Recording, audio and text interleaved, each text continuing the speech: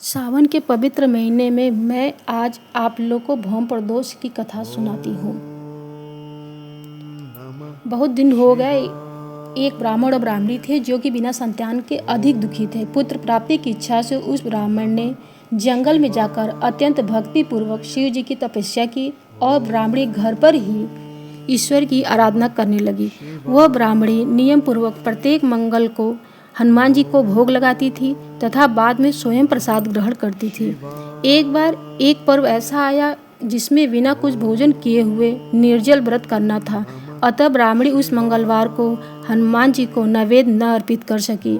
अतः उसने संकल्प किया कि अगले मंगलवार को मैं हनुमान जी को भोग लगा दूंगी, तभी भोजन करूंगी।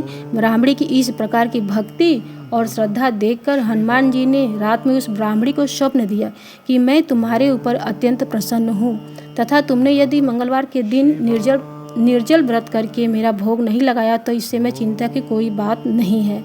कल प्रातःकाल नहा धोकर तुम मेरा पूजन करना और मेरा नैवेद्य लगाकर स्वयं भोजन करना।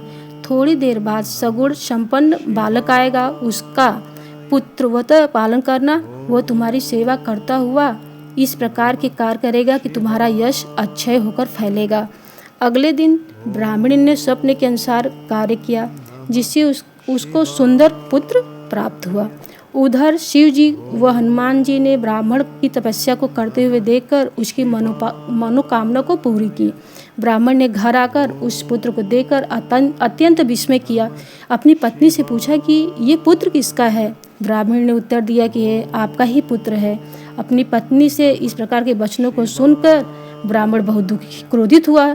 अपनी पत्नी को उल्टा, चरित्रहीन आदि शब्दों से संबोधित किया एवं उस पुत्र को मारने के लिए अनेक प्रयत्न किए, किंतु भगवान की कृपा से उस बालक का बाल बाका न हो सका। फिर हनुमान जी ने उस ब्राह्मण को स्वप्न दिया और कहा कि हे विप्र, अपनी पत्नी और पुत्र के चरित्र के विषय में किसी प्रकार का संदेह न करो। मैंने तुम्हारी तपस्या को, तुम्हारी पत्नी की भक्ति को देखकर इस पुत्र को वरदान में दिया है। यह बालक तुम्हारी सेवा करता हुआ तुम्हारी कीर्ति को चारों ओर फैलाएगा। दूसरे दिन से ब्राह्मण को अपनी पत्नी व पुत्र से प्रेम करने लगा और सुख से रहने लगा।